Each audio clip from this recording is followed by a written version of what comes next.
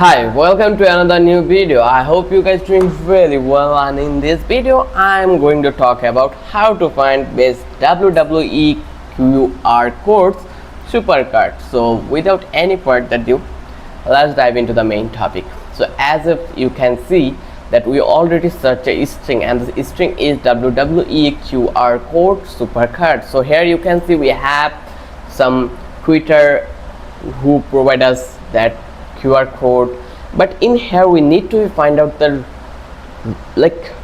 valid website where we can get real Supercard QR code. So as if you can see, this is the month of May.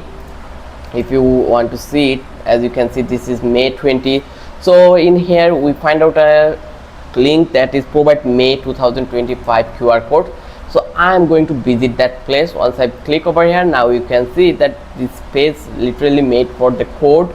If you scroll down, then you will find out many things in that page. So how you can use this Supercard, how it benefits you, and if you scroll down, then you will find out the QR code working.